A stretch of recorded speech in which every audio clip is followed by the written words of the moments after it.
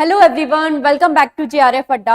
जैसा आप सभी जानते हैं, दिसंबर 2024 साइकिल में सोशियोलॉजी का एग्जामिनेशन कंप्लीट हो चुका है और अब जून 2025 के लिए हमें प्रिपरेशन स्टार्ट करनी है। तो जो भी न्यू एस्पिरेंट्स हैं, जो फर्स्ट टाइम प्रिपेयर कर रहे हैं या ऑलरेडी जो स्टूडेंट्स क्वालिफाई कर चुके हैं या अभी जिन्होंने एग्जामिनेशन दिया है, तो अब आगे के लिए हम लोग जो प्लान है डिस्कस करने वाले, कैसे हमें प्रिपरेशन करनी है सोशियोलॉजी की। तो कंप्लीट स्ट्रक्चर हम लोग डिस्कस करेंगे। बेनिफिट्स क्या होते हैं यूजीसी नेट एग्जामिनेशन क्वालिफाई करने के, वो डिस्कस करेंगे। नोटिफिकेशन कब आउट होता है, कब आपका एग्जामिनेशन होता है, सिलेबस क्या है, एग्जाम पैटर्न क्या है, एलिजिबिलिटी क्राइटेरिया क्या है। तो सारी बेसिक जो चीजें हैं हम लोग इस सेशन में डिस्कस करने वाले हैं। तो चैनल पे अगर आप फर्स्ट टाइम आए हैं तो सब्सक्राइब जरूर कर लीजिए। मुझे अगर आप पहली बार देख रहे हो तो मेरा नाम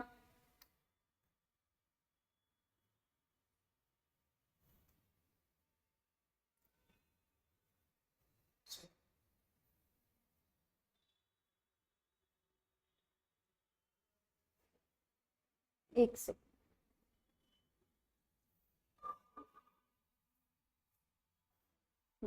मुझे अगर आप पहली बार देख रहे हैं तो मेरा नाम जूही जैन है। इस चैनल पर रेगुलरली पेपर 2 सोशियोलॉजी सब्जेक्ट की क्लासेस मैं आपके लिए लेकर आती हूँ। इसके साथ ही पेपर 1 में हायर एजुकेशन एंड कम्युनिकेशन की क्लासेस भी मैं लेती हूँ। तो अगर आप यूजीसी नेट एग्जामिनेशन के लिए प्रिपेयर कर रहे हैं, सेट एग्जामिनेशन के लिए प्रिपेयर कर रहे हैं, गेट एग्जामिनेशन को अगर आप टारगेट कर रहे हैं, असिस्टेंट प्रोफेसर एग्जामिनेशन को, तो आप मेरी क्लासेस को जहाँ पे ज्वाइन कर सकते हैं। कंप्लीट सिलेबस है, इन सारे सब्जेक्ट्स को हम लोग टारगेट करते हैं, एग्जामिनेशन को हम लोग टारगेट करते हैं और सारी चीजें यहाँ पर हम लोग कवर करते हैं। तो यूजीसी नेट अगर आप जून 2025 के लिए प्रिपेयर करना चाहते हो तो प्रीमियम बैच यहाँ पर ऑलरेडी लॉन्च आपके लिए कर दिया है, जिसमें आपको कंप्लीट लाइव क्लासेस मिलती हैं। हर क्लास के साथ क्विजेस मिलते हैं, क्लासेस के पीडीएफ आपको मिलते हैं, इंटरव्यू गाइडेंस प्रोग्राम, हैंडबुक आपको मिलता है, वीडियो कोर्सेज है, डाउट क्लियरिंग सेशन है, पीवाईक्यूज आपको मिलते हैं, mock test, complete study planner है यहाँ पर आपको मिलता है। तो आपको बताया जाता है कब आपको कैसे प्रिपेयर करना है, क्या प्रिपेयर करना है। तो इस स्ट्रक्चर्ड वे में सारी चीजें यहाँ पर आपको कवर कराई जाती है। तो इस प्रीमियम बैच को आप ज्वाइन कर सकते हो। स्पेशली कल यानी कि 22 जनवरी को यहाँ पर आप सभी के लिए एक ओरिएंटेशन सेशन होने वाला है, जिसमें मैं आप लोगों को बताऊंगी कि किस तरह से अब हमें जून एग्जामिनेशन को टारगेट करना है। तो पूरा स्टडी प्लानर मैं आप लोगों को प्रोवाइड करने वाली हूँ। नेक्स्ट 5 मंथ्स का प्लान मैं आप लोगों को यहाँ पर बताऊंगी, कब आपको क्या पढ़ना है, कैसे पढ़ना है। तो यूट्यूब और जो प्रीमियम क्लासेज है उसमें बस यही डिफरेंस है। यूट्यूब में आपको खुद से एफर्ट करने पड़ेंगे, खुद से ढूंढना पड़ेगा कब क्या पढ़ना है, कैसे पढ़ना है। प्रीमियम क्लासेस में आपके ये सारे जो एफर्ट्स है वो थोड़े से कम हो जाते हैं। प्रॉपर स्ट्रक्चर्ड वे में आपको सारी चीजें बताई जाती है, कब क्या करना है, कैसे करना है। तो एक एक स्टेप बाय स्टेप सारी चीजें आपको कल मैं इस ओरिएंटेशन सेशन में प्रोवाइड करने वाली हूँ। इंपॉर्टेंट चीज, ये जो ओरिएंटेशन सेशन है सभी एस्पिरेंट्स के लिए फ्री है, चाहे आपने प्रीमियम बैच ज्वाइन किया है या नहीं किया है, बट ये ओरिएंटेशन सेशन सभी लोग दे सकते हैं। तो जेआरएफ अड्डा एप्लीकेशन को इंस्टॉल कर लीजिए। वहां पर जाके जब आप सोशियोलॉजी का कोई भी कोर्स ओपन करते हो तो आपको ये जो फ्री ओरिएंटेशन सेशन है मिल जाएगा। कल 3 PM पे यहाँ पर हमारी लाइव क्लास होने वाली है। तो इस ओरिएंटेशन सेशन को जरूर से सभी सारे जो एस्पिरेंट्स से ज्वाइन करिए, तो सारी इंफॉर्मेशन यहाँ पर आप लोगों को मिल जाती है। और इसके साथ ही अभी आपको 20% डिस्काउंट भी दिया जा रहा है जेआरएफ अड्डा के सभी प्रीमियम कोर्सेज पर। तो इस डिस्काउंट ऑफर को भी आप अवेल कर सकते हो। और ऑफलाइन क्लासेस भी हमारी चल रही है जयपुर में, तो ऑफलाइन भी मैं आपको हायर एजुकेशन पढ़ाने वाली हूँ। तो आप लोग ऑफलाइन क्लासेस अटेंड कर सकते हो। पेपर 1 की सभी यूनिट्स को यहाँ पर हम लोग कवर करने वाले हैं। चलो, तो आज का सेशन हम लोग अपना स्टार्ट कर लेते हैं। सबसे पहले अगर बात की जाए तो यूजीसी नेट एग्जामिनेशन है क्या। तो यूजीसी नेट एग्जामिनेशन है university grants commission national eligibility test. Basic eligibility test है। अगर आपका ड्रीम है असिस्टेंट प्रोफेसर आप बनना चाहते हो या आप रिसर्च स्कॉलर बनना चाहते हो, तो उसके लिए आपको मिनिमम एलिजिबिलिटी क्राइटेरिया है, that is UGC NET examination, ये क्वालिफाई करना पड़ेगा। और फिर इसके बाद आप अपना जेआरएफ अवेल कर सकते हो, that is junior research fellowship, जहां पर आपको पर मंथ फेलोशिप प्रोवाइड की जाती है अगर आप पीएचडी करना चाहते हो। और भी काफी सारे जो बेनिफिट्स हैं वो आप लोगों को यहाँ पर मिल जाते हैं। तो यूजीसी नेट एग्जामिनेशन आपका ये जो सर्टिफिकेट है ऑल ओवर इंडिया लेवल पर, ये आपका या बेसिकली नेशनल लेवल पर ये जो एग्जामिनेशन है आपका कंडक्ट कराया जाता है। नेशनल यूजीसी इस एग्जामिनेशन को कंडक्ट कराता है। तो एक एक करके सारी चीजें डिस्कस करेंगे इस एग्जामिनेशन के बारे में। सबसे पहले अगर बात की जाए तो क्या बेनिफिट्स होते हैं यूजीसी नेट एग्जामिनेशन क्वालिफाई करने के, तो बेटर एकेडमिक रिकॉग्निशन मिलता है। जैसे जब आप यूजीसी नेट एग्जामिनेशन क्वालिफाई करने के बाद पीएचडी आप कर लेते हो, तो उसके बाद आपके नाम के आगे डॉक्टर लग जाता है, जो कि एक हाईएस्ट डिग्री होती है हमारे एग्जामिनेशन में, एकेडमिक फील्ड में, तो बेटर एकेडमिक रिकॉग्निशन आपको मिलता है, रिसर्च फंडिंग, फेलोशिप आपको मिलती है। जैसे यूजीसी नेट एग्जामिनेशन अगर आप क्वालिफाई करते हो, पर्टिकुलरली अगर आप जीआरएफ क्वालिफाई करते हैं, तो इसके लिए आपको फेलोशिप भी प्रोवाइड की जाती है पर मंथ, और ये जो फेलोशिप है 5 ईयर्स तक आपको प्रोवाइड की जाती है। जैसे स्टार्टिंग के 2 ईयर्स में आप जूनियर रिसर्च फेलो होते हो, फिर आप सीनियर रिसर्च फेलो बन जाते हो, तो उसके अकॉर्डिंग आपकी जो फेलोशिप है वो भी इंक्रीज हो जाती है। तो आपको पर मंथ अमाउंट मिलता है अपना पीएचडी कंप्लीट करने के लिए, ये चीज आप कर सकते हो। थर्ड चीज है, काफी सारी करियर अपॉर्चुनिटीज मिल जाती है आपको। ना सिर्फ आप असिस्टेंट प्रोफेसर बन सकते हो, आप अपना पीएचडी कंप्लीट कर सकते हो, रिसर्च स्कॉलर बन सकते हो। बहुत सारे गवर्नमेंट डिपार्टमेंट्स भी होते हैं जहां पर भी आपको रिसर्च करने का मौका मिल सकता है, तो ये सारी करियर अपॉर्चुनिटीज आपको मिल जाती है। ऑब्वियसली आप लेक्चरशिप के लिए एलिजिबल हो जाते हो, असिस्टेंट प्रोफेसर जो सबसे बड़ा ड्रीम हमारा है उसके लिए आप एलिजिबल हो जाते हो। एंड काफी सारी स्कॉलरशिप्स वगैरह भी प्रोवाइड की जाती है, जैसे पीएम स्कॉलरशिप है, तो वहां पर आपको 75,000 या 75K भी पर मंथ आपको अमाउंट मिल जाता है। तो काफी सारी फेलोशिप्स वगैरह भी आप लोगों को यहाँ पे प्रोवाइड की जाती है। तो ये सारे कुछ बेनिफिट्स है। इसके अलावा जो सबसे मेन बेनिफिट जो आप सभी जानते हो, यूजीसी नेट एग्जामिनेशन क्वालिफाई करने का ही काफी अच्छी खासी जो सैलरी है वो हमें मिलती है। अगर आप प्राइवेट यूनिवर्सिटीज में अप्लाई करते हो यूजीसी नेट क्लियर करने के बाद, तो आप अराउंड 20 to 30 या उससे ज्यादा भी यहाँ पर एक्सपेक्ट कर सकते हो। गवर्नमेंट यूनिवर्सिटीज की बात करें तो आपका बेसिक पे ही 55K से स्टार्ट होता है। इसके अलावा बाकी यूनिवर्सिटी आपका वेरी करता है। और अगर पब्लिक सेक्टर ऑर्गेनाइजेशन में हम लोग देखें तो 60K से 2 लाख या उससे ज्यादा भी आपकी जो सैलरी है वो जा सकती है। तो ये सारे काफी बेनिफिट्स होते हैं यूजीसी नेट एग्जामिनेशन क्वालिफाई करने के। इसके अलावा नेक्स्ट चीज हम लोग बात करें, बेनिफिट्स के बारे में हमने बात किया, दूसरी चीज है आपका एग्जामिनेशन पैटर्न क्या होता है। तो यूजीसी नेट एग्जामिनेशन बेसिकली आपका एक एग्जामिनेशन होता है। कई बार ये भी हमें कंफ्यूजन होता है क्या जेआरएफ और यूजीसी नेट एग्जामिनेशन अलग अलग होता है। नहीं, यूजीसी नेट और जेआरएफ एक ही आपका एग्जामिनेशन है। यूजीसी नेट जो एग्जामिनेशन है इसको क्वालिफाई करने के बाद आप असिस्टेंट प्रोफेसर के लिए एलिजिबल हो जाते हो, पीएचडी के लिए एलिजिबल हो जाते हो। और यूजीसी नेट में ही अगर आप जेआरएफ क्वालिफाई कर लेते हो तो बेसिकली आपको कोई अलग से एग्जामिनेशन नहीं देना है। उसी एग्जामिनेशन में आपको थोड़े से ज्यादा मार्क्स लेके आने हैं। बेसिकली अलग अलग कट ऑफ निकलती है, तो आपका नेट का कट ऑफ अलग होता है, जेआरएफ का कट ऑफ आपका अलग होता है। तो जेआरएफ का कट ऑफ अगर आप क्लियर कर लेते हैं तो आपको पर मंथ फेलोशिप भी यहाँ पर मिलती है अपना पीएचडी कंप्लीट करने के लिए। तो आपका एग्जामिनेशन पैटर्न क्या होता है, एग्जामिनेशन पैटर्न की बात करें तो सबसे पहले तो आपका ऑनलाइन एग्जामिनेशन होता है, मतलब सीबीटी मोड में यहाँ पर आपका एग्जामिनेशन होता है। सारा ही जो फॉर्म फिलिंग प्रोसेस है, एग्जामिनेशन जो आपका होता है, सब कुछ आपका ऑनलाइन होता है। तो सीबीटी मोड में आपका एग्जामिनेशन होता है। दूसरी चीज हम लोग यहाँ पर बात करें, आपका एग्जाम ड्यूरेशन क्या रहता है। तो एग्जाम ड्यूरेशन आपका 3 आवर्स रहता है। यहाँ पर 2 पेपर आपके होते हैं, पेपर 1 एंड पेपर 2। पेपर 1 जो है ये आपका जनरल पेपर होता है। General paper in the sense ये सभी सब्जेक्ट्स के स्टूडेंट्स के लिए कॉमन है, चाहे आप किसी भी सब्जेक्ट्स को बिलोंग करते हो। जनरल पेपर सभी के लिए कॉमन होता है, जिसमें 10 यूनिट्स आपकी होती है। और जो आपका पेपर 2 है ये आपका सब्जेक्ट स्पेसिफिक होता है। ये आपका सब्जेक्ट स्पेसिफिक, जैसे हमारा पेपर 2 की अगर हम लोग बात करें तो सोशियोलॉजी यहाँ पर हमारा पेपर 2 है। अब पेपर एग्जाम ड्यूरेशन हमारा क्या होता है, तो जो एग्जामिनेशन है ये आपका कंबाइंड 3 आवर्स का एग्जामिनेशन होता है। ऐसा नहीं है कि पेपर 1 का 3 आवर, पेपर 2 का 3 आवर, कंबाइंड 3 आवर्स का आपका एग्जामिनेशन होता है। और ये जो एग्जामिनेशन है इसमें टोटल आपको 150 क्वेश्चंस दिए जाते हैं। 50 एमसीक्यूज आपके पेपर 1 में होते हैं एंड 100 एमसीक्यूज यहाँ पर आप लोगों के पेपर 2 के होते हैं। तो टोटल आप लोगों के यहाँ पे 150 क्वेश्चंस होते हैं। पर क्वेश्चन आपका 2 मार्क्स होता है। तो 100 मार्क्स का आपका पेपर 1 एंड 200 मार्क्स का आपका पेपर 2 होता है। तो टोटल 300 मार्क्स का ये आपका एग्जामिनेशन होता है। कोई भी नेगेटिव मार्किंग यहाँ पर नहीं होती है, अभी तक कोई नेगेटिव मार्किंग नहीं है। प्लस अगर आप एक क्वेश्चन सही करते हो तो उसके 2 मार्क्स आपको मिल जाते हैं। तो 150 क्वेश्चन है, टोटल 300 मार्क्स का आपका एग्जामिनेशन होता है और कोई भी नेगेटिव मार्किंग यहाँ पर अपनी नहीं है। अगर कोई क्वेश्चन आपका गलत होता है तो बस उसका मार्क्स आप लोगों को यहाँ पे नहीं दिया जाता। तो ये आपका एक जनरल एग्जामिनेशन पैटर्न है। 2 पेपर आपके होते हैं, पेपर 1 एंड पेपर 2, और इस तरह से आपका रहता है। पेपर 1 कॉमन रहता है सभी एस्पिरेंट्स के लिए, और पेपर 2 जो है ये आपका सब्जेक्ट स्पेसिफिक रहता है। तो ये चीज आप लोगों को ध्यान रखनी है। अब मार्किंग स्कीम के बारे में मैंने आपको बताया ही, हर क्वेश्चन आपका 2 मार्क्स का होता है। हर करेक्ट जो आंसर आपने मार्क्स किया है हर क्वेश्चन का जो करेक्ट आंसर आपने दिया इसके लिए 2 मार्क्स आपको मिल जाते हैं। कोई भी नेगेटिव मार्किंग यहाँ पे नहीं है। और अगर कोई क्वेश्चन अनआंसर्ड है या अनअटेम्प्टेड है या मार्क्ड फॉर रिव्यू आपने किया है तो इसके लिए भी आपको कोई मार्क्स यहाँ पे नहीं दिया जाएगा।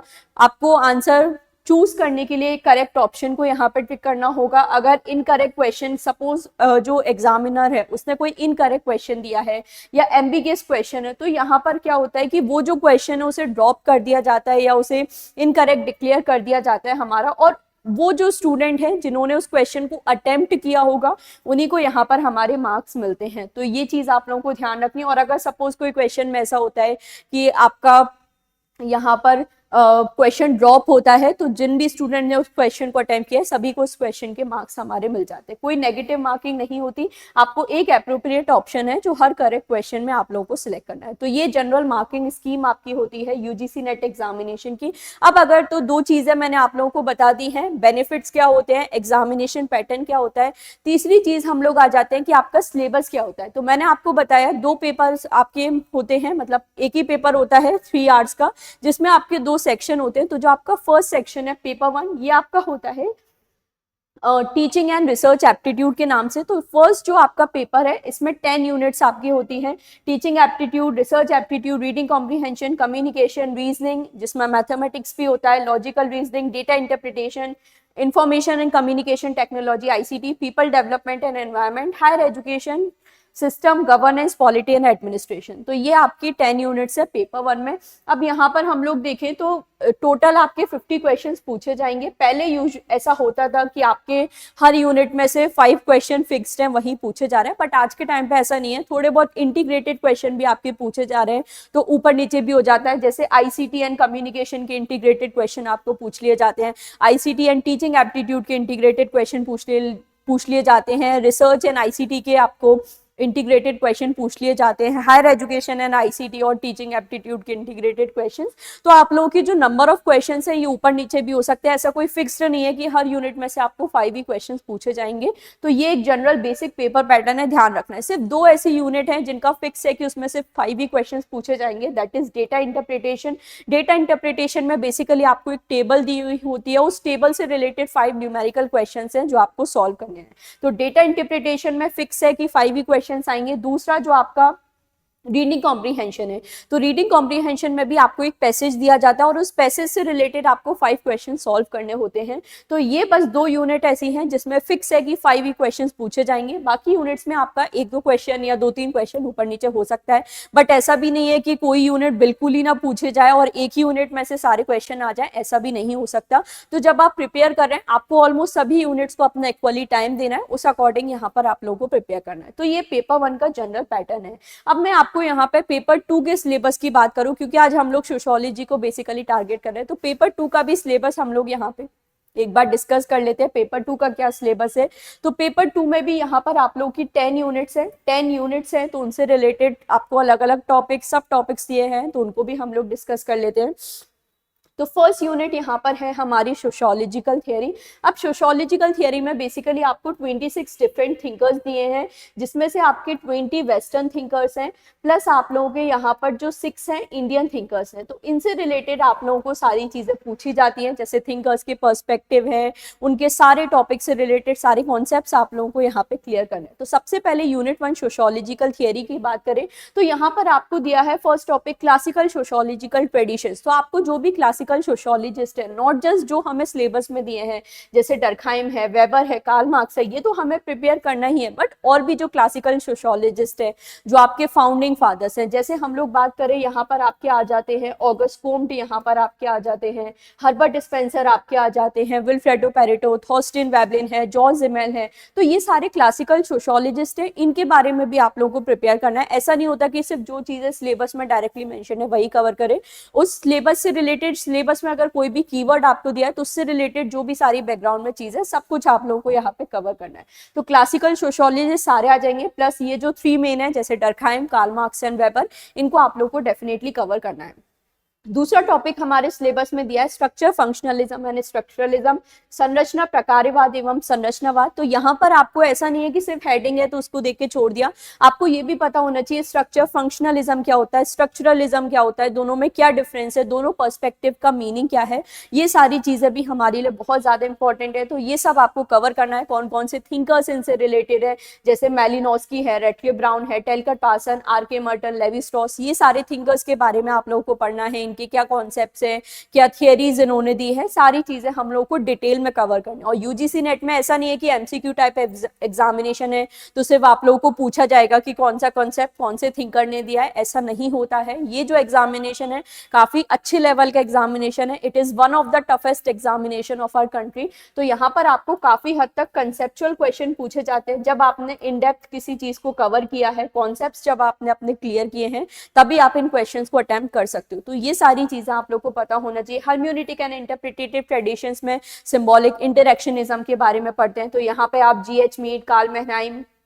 और अगर सिंबॉलिक इंटरेक्शनिज्म की बात आ रही है तो सिर्फ जीएच मीड को नहीं, हम लोग यहाँ पे हर्बर्ट ब्लूमर को भी कवर करते हैं। तो अब ब्लूमर क्योंकि डायरेक्टली सिलेबस में मेंशन नहीं है, बट इनको हम लोग छोड़ नहीं सकते क्योंकि सिलेबस में आपको स्पेसिफिकली मेंशन है हर्म्यूनिटिक एंड इंटरप्रिटेटिव ट्रेडिशंस, तो हर्बर्ट ब्लूमर के बारे में भी आपको पढ़ना है। इसी तरह से Karl Mannheim, Alfred Schutz, Garfinkel, Goffman, Clifford Geertz, ये सारे जो थिंकर्स है कवर करने हैं। और बाकी अगर हम लोग देखें तो आपका नेक्स्ट आ जाता है post modernism, post structuralism, post colonialism. तो अगेन इन सभी का मतलब आपको पता होना चाहिए। उत्तर आधुनिकतावाद क्या होता है, संरचनावाद, उपनिवेशितवाद, फिर यहाँ पर भी आपके एडवर्ड साइड और Pierre Bourdieu, Michel Foucault, Habermas, Giddens, Manuel Castells, ये सारे थिंकर्स तो हैं ही, बट इसके अलावा और जो आपके पोस्ट मॉडर्न थिंकर्स हैं जैसे फ्रैंकोइस लियोटार्ड हैं, जीन बॉद्रिलार्ड है, जैक्स डेरिडा हैं, ये सारे थिंकर्स को भी हम लोग को कवर करना है। फिर अगर इंडियन थिंकर्स देखें तो सिर्फ 6 इंडियन थिंकर्स हैं जो सिलेबस में दिए हैं, जिसमें महात्मा गांधी जी आ जाते हैं, बी आर अम्बेडकर, राधा कमल मुखर्जी हैं, जी एस घुरे हैं, M N Srinivasan, only female sociologist जो हमारे सिलेबस में दिए हैं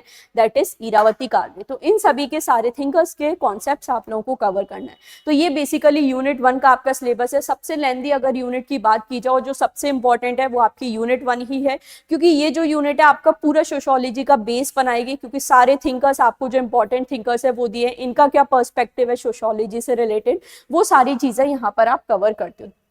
तो यूनिट 1 आपकी है। फिर नेक्स्ट हम लोग बात करें तो यूनिट 2 है research methodology and methods. Paper 1 में भी आप पढ़ते हो रिसर्च मैथडोलॉजी, तो ये जो यूनिट है आपकी पेपर 1 से काफी हद तक रिलेट हो जाती है। जैसे जो जनरल कॉन्सेप्ट है रिसर्च के वो तो सारे आप यहाँ पे कवर करते ही हो, बट यहाँ पर आप लोगों को थोड़ा सा अपना सोशियोलॉजी ओरिएंटेड आप लोगों को जो रिसर्च है वो पढ़ना है। क्वालिटेटिव रिसर्च क्या है, कौन कौन से थिंकर्स है, उन्होंने क्या रिसर्च मैथड यूज किया है, वो सारी चीजें हम लोग कवर करते हैं। तो इसमें हम लोग conceptualising social reality, hermeneutic tradition, ethics, politics, research design वगैरह हम लोग पढ़ते हैं। Quantitative, qualitative methods, research techniques क्या होती हैं, ये सारी चीजें बेसिकली पूरा रिसर्च ओरिएंटेड हम लोग पढ़ते हैं। और रिसर्च भी काफी ज्यादा इंपॉर्टेंट यूनिट है पेपर 1 के पर्सपेक्टिव से, पेपर 2 के पर्सपेक्टिव से, और स्पेशली फ्यूचर में अगर आप पीएचडी करने का सोच रहे हो तो रिसर्च आपके लिए और भी ज्यादा इंपॉर्टेंट है। तो ये आपकी यूनिट आ जाती है। फिर हम लोग आते हैं अपनी थर्ड यूनिट पर, that is basic concepts in institution. तो जैसे इस यूनिट का नेम है बेसिक कंसेप्ट, वाकई में ये जो यूनिट है आपके सोशियोलॉजी के सारे बेसिक कॉन्सेप्ट क्लियर करती है। जैसे सोशल स्ट्रक्चर क्या होता है, कल्चर क्या होता है, स्टेटस एंड रोल क्या है, कम्युनिटी क्या है, नॉर्म्स एंड रूल्स क्या होता है, ये सारे जनरल टर्म्स है जो हम लोग अपनी डे टू डे लाइफ में पढ़ते हैं, बट इनका क्या मीनिंग है, क्या सोशियोलॉजिकल अंडरस्टैंडिंग है इन कॉन्सेप्ट्स की, कौन कौन से थिंकर्स यहाँ पर रिलेटेड है, तो वो सारी चीजें हम लोग पढ़ते हैं। अगर सबसे 2 इंपॉर्टेंट में यूनिट यहाँ पर आपको पॉइंट आउट करूं तो वो है यूनिट 3 एंड आपका जो यूनिट 1 है। अगर आप अपनी प्रिपरेशन स्टार्ट करने के बारे में सोच रहे हैं तो या तो आपको यूनिट 3 से अपनी प्रिपरेशन स्टार्ट करनी चाहिए। अगर आप बिल्कुल ही न्यू हो सोशियोलॉजी में, आपको कुछ भी नहीं आता है, तो आप यूनिट 3 से स्टार्ट कर सकते हो। अदरवाइज यूनिट 1 भी आपके लिए राइट अप्रोच होता है, क्योंकि यहाँ पर आप थिंकर से स्टार्ट करते हो, फिर आप धीरे धीरे सारी चीजें कवर करते हो। तो ये यूनिट हम लोग पढ़ते हैं। सोशल इंस्टीट्यूशन इसमें सबसे ज्यादा इंपॉर्टेंट पार्ट है, क्योंकि सोशल इंस्टीट्यूशन से रिलेटेड फिर आपकी बाकी यूनिट्स है। जैसे सोशल इंस्टीट्यूशन में हम लोग पढ़ते हैं मैरिज, फैमिली एंड किनशिप के बारे में। फिर आपकी जो यूनिट 8 है, यूनिट 8 का नेम ही है फैमिली, मैरिज एंड किनशिप। तो अगर आपने यूनिट 3 में ये पोर्शन अच्छे से कवर कर लिया तो यूनिट 8 आपकी बहुत सॉर्टेड हो जाती है। इकोनॉमी हमारी यूनिट 6 से रिलेट हो जाता है। पॉलिटी का टॉपिक यूनिट 5 में आप पढ़ते हो। रिलीजन का टॉपिक यूनिट 10 में।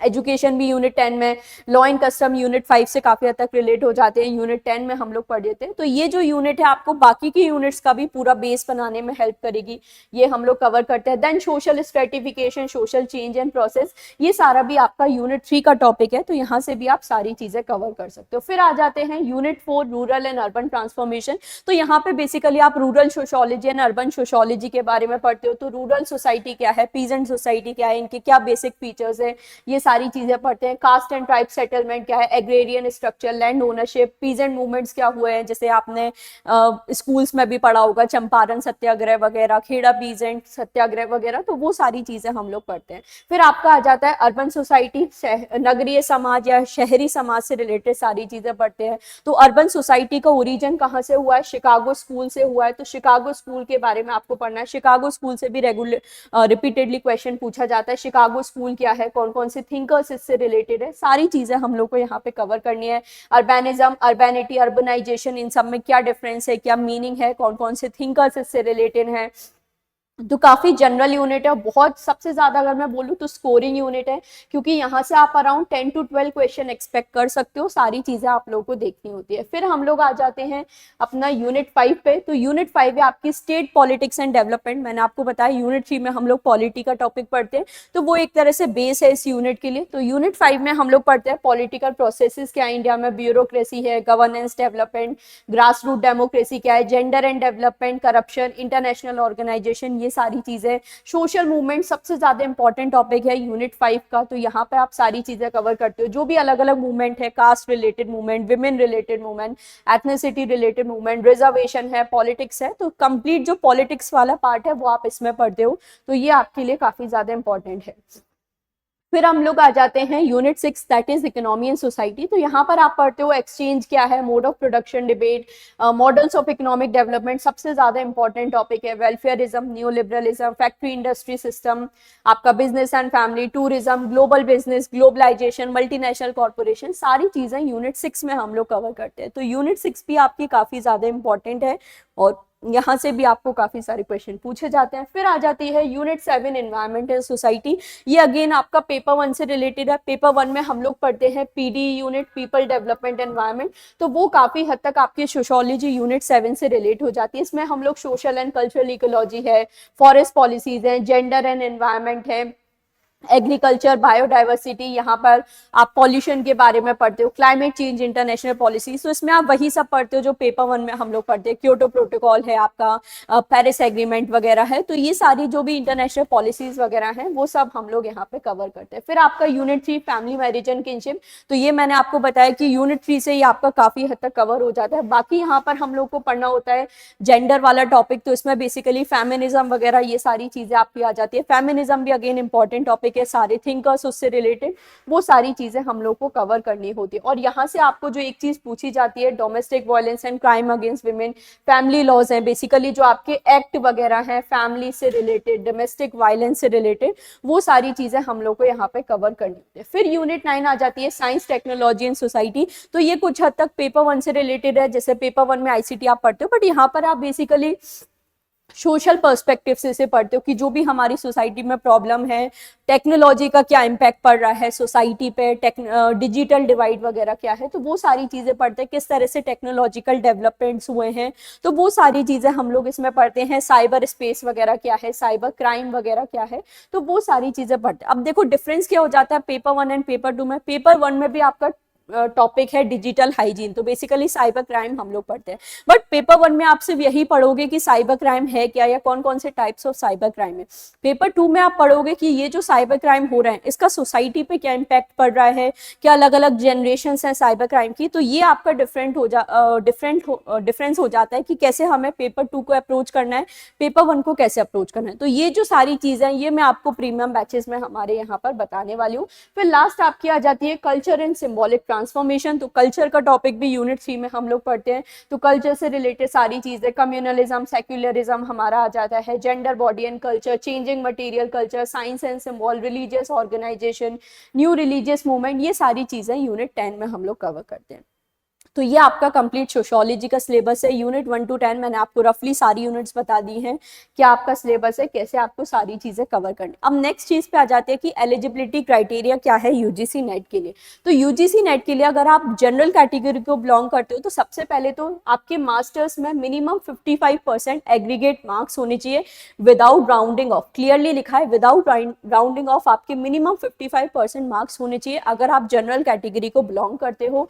और अगर आप रिजर्व कैटेगरी को बिलोंग करते हो, फॉर एग्जांपल आप ओबीसी कैटेगरी को बिलोंग करते हो, नॉन क्रीमी लेयर से, शेड्यूल्ड कास्ट को आप बिलोंग करते हो, शेड्यूल्ड ट्राइब को आप यहाँ पे बिलोंग करते हो, या पीडब्ल्यू मतलब पर्सन विद डिसेबिलिटी कैटेगरी को अगर आप बिलोंग करते हो, या थर्ड जेंडर कैटेगरी को आप बिलोंग करते हो, तो यहाँ पर आप लोगों को मिनिमम 50% मार्क्स होने चाहिए। मतलब जो रिजर्व कैटेगरी के स्टूडेंट्स हैं उनको 5% का रिलैक्सेशन दिया गया है। अगर आप जनरल कैटेगरी से हो, ईडब्ल्यूएस से हो, तो आपको 55% मार्क्स होने चाहिए। बाकी जो ओबीसीज है, एससी एसटी है, पीडब्ल्यूडी है, थर्ड जेंडर है, वो 50% मार्क्स के साथ भी अप्लाई कर सकते हैं।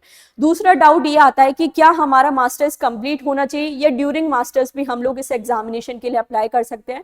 तो बिल्कुल, अगर आप अपने मास्टर फर्स्ट ईयर में है, सेकंड ईयर में हो, तो भी आप इसके लिए अप्लाई कर सकते हो। इवन अगर आप अपने मास्टर्स फर्स्ट सेमेस्टर में हो तो भी आप इस एग्जामिनेशन के लिए अप्लाई कर सकते हो। देखिए यहाँ पे क्लियरली लिखा है, candidates who are pursuing their master's degree or equivalent courses, or candidates who have appeared for their qualified master's degree final year examination and whose result is still awaited, or candidates whose qualifying examination have been delayed may also apply for this test। But यहाँ पे condition क्या है कि आपको with in 2 years अपना master complete करना होता है। तो यूजुअली आपका मास्टर्स 2 साल का ही होता है। सपोज आपने अपने मास्टर फर्स्ट सेमेस्टर में यूजीसी नेट एग्जामिनेशन के लिए अप्लाई किया और क्वालिफाई भी अगर आपने कर लिया तो भी आपको कोई प्रॉब्लम नहीं होगा, क्योंकि रिजल्ट आने से, जिस डेट को आपका रिजल्ट आया उससे विद इन 2 years आपको अपना मास्टर्स कंप्लीट करना है। तो यूजुअली मास्टर्स 2 साल का ही होता है। तो आप इजीली फर्स्ट सेमेस्टर में भी अप्लाई कर सकते हो और अपना यूजीसी नेट एग्जामिनेशन क्वालिफाई कर सकते हो। तो ये डाउट भी आपका क्लियर है।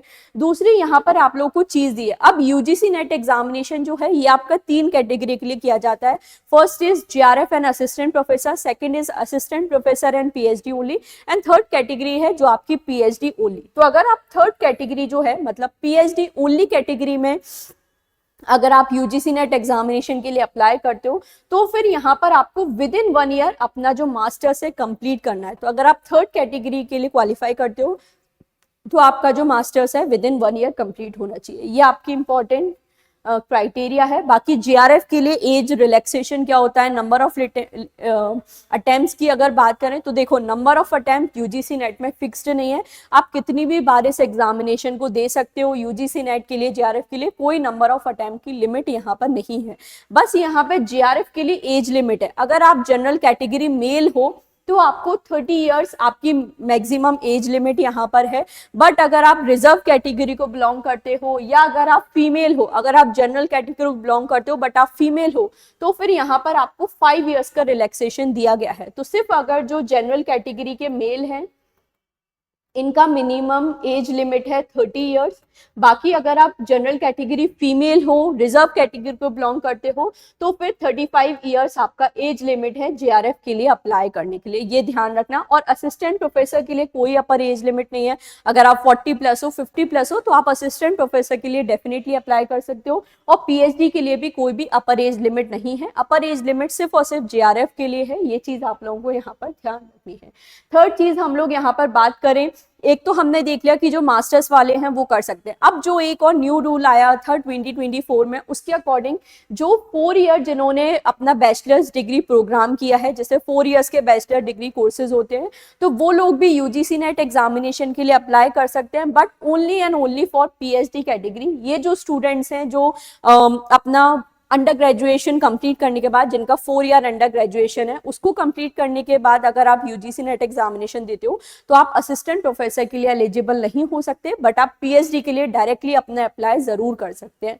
तो ये इंपॉर्टेंट चीजें हैं, सारी चीजें आप लोग यहाँ पे देख सकते हो। ये सारे आपको इन्फॉर्मेशन बुलेटिन में मिल जाएंगे।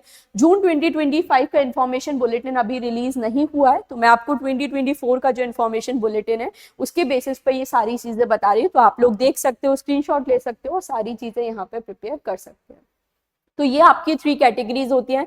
पहली कैटेगरी आपकी award of JRF and appointment as assistant professor, फिर आपकी है appointment as assistant professor and admission to PhD, and third is admission to PhD only. अगर आप जीआरएफ एंड असिस्टेंट प्रोफेसर के लिए देखो, बेसिकली यहाँ पर क्या होता है कि आपके 3 अलग अलग कट ऑफ निकलते हैं। तो 3 जब कट ऑफ निकलते हैं, एक आपका कट ऑफ होता है जीआरएफ कैटेगरी के लिए, दूसरा आपका कट ऑफ होता है असिस्टेंट प्रोफेसर एंड पीएचडी, और थर्ड आपका होता है पीएचडी। अगर आपने जीआरएफ वाला कट ऑफ क्वालिफाई किया है तो जीआरएफ के लिए भी आप एलिजिबल हो जाएंगे, असिस्टेंट प्रोफेसर के लिए भी आप एलिजिबल हो जाएंगे, और आप ये जो अपना यूजीसी नेट का स्कोर है डिफरेंट यूनिवर्सिटीज में पीएचडी एडमिशंस के लिए भी यूज कर सकते हैं। अगर आप कैटेगरी 2 के लिए क्वालिफाई करते हो, मतलब आपने जीआरएफ का कट ऑफ क्लियर नहीं किया है, आपने नेट का और नेट का कट ऑफ क्लियर किया है, तो आप नेट असिस्टेंट प्रोफेसर के लिए भी एलिजिबल हो जाओगे, प्लस यहाँ पर आप पीएचडी एडमिशंस के लिए भी एलिजिबल हो जाओगे। और अगर आपने सिर्फ जो थर्ड कट ऑफ क्वालिफाई किया है, that is admission to PhD only, तो आप जीआरएफ नहीं ले सकते, तो आप असिस्टेंट प्रोफेसर के लिए अप्लाई नहीं कर सकते। आप उस केस में अपना जो यूजीसी नेट का स्कोर है सिर्फ और सिर्फ पीएचडी एडमिशंस के लिए यूज कर सकते हो। इंपॉर्टेंट चीज एक और यहाँ पे नोट करनी है कि अगर आप ये जो थर्ड कैटेगरी में क्वालिफाई करते हो, तो ये जो आपका स्कोर है ये सिर्फ और सिर्फ 1 ईयर तक ही वैलिड रहेगा। सपोज आज आपने अपना पीएचडी एडमिशंस के लिए आपने अभी दिसंबर साइकिल में क्वालिफाई कर लिया है पीएचडी एडमिशन के लिए, तो ये जो आपका सर्टिफिकेट है पीएचडी ओनली कैटेगरी का, ये सिर्फ दिसंबर 25 तक ही वैलिड रहेगा। ये जो सर्टिफिकेट है आप लाइफ टाइम इसे पीएचडी एडमिशन के लिए यूज नहीं कर सकते, ये ध्यान रखना। बट अगर आप असिस्टेंट प्रोफेसर के लिए ये जो सर्टिफिकेट है ये आपका लाइफ टाइम वैलिड रहता है। आपने अगर एक बार यूजीसी नेट क्वालिफाई कर लिया तो आप लाइफ टाइम इस सर्टिफिकेट को कहीं भी यूजीसी नेट एग्जामिनेशन, कहीं भी असिस्टेंट प्रोफेसर अप्लाई करने के लिए आप यूज कर सकते हो। और जो जीआरएफ है, जीआरएफ का सर्टिफिकेट भी आपका 3 इयर्स के लिए ही वैलिड रहता है। मतलब आपने अगर जीआरएफ अपना क्वालिफाई किया है तो विद इन 3 इयर्स आपको पीएचडी में एडमिशन लेना होगा, अगर आप अपना ये जो जीआरएफ है क्लेम करना चाहते हो। नेट के लिए तो लाइफ टाइम रहेगा, बट जीआरएफ के लिए ये जो सर्टिफिकेट है आपका 3 इयर्स तक ही वैलिड रहेगा। तो ये जो वैलिडिटी वाला सीन है ये भी मैंने यहाँ पर आप लोग को क्लियर कर दिया है।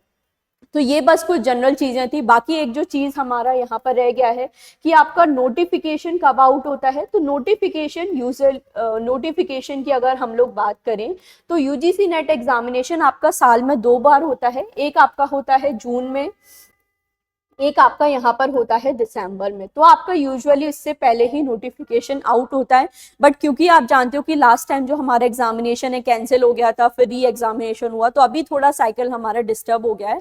बट ये जो नोटिफिकेशन है आप अराउंड अप्रैल में एक्सपेक्ट कर सकते हो जून साइकिल के लिए, और दिसंबर के लिए ये जो नोटिफिकेशन है अराउंड सितंबर अक्टूबर में हमारा आ जाता है। एग्जामिनेशन साल में 2 बार ही होता है, तो अभी आप लोगों को जून 2025 को टारगेट करना है, देन आपका दिसंबर में ये एग्जामिनेशन होता है। तो सारी चीजें आई होप मैंने आप लोगों को कवर कर दी है। अब अगर आप आगे के लिए प्रिपेयर करना चाहते हो तो बिल्कुल आप हमारा जो प्रीमियम बैच है इसे ज्वाइन कर सकते हो। प्रीमियम बैचेस में मैंने आपको बताया ही,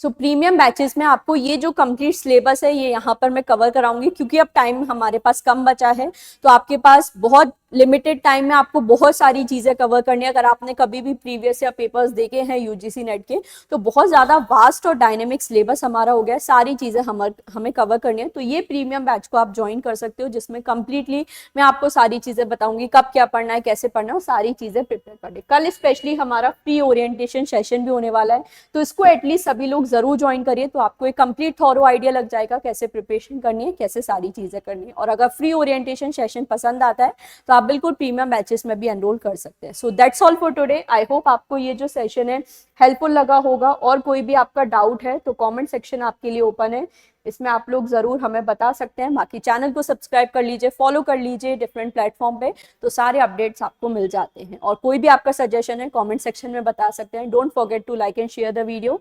thank you so much for joining.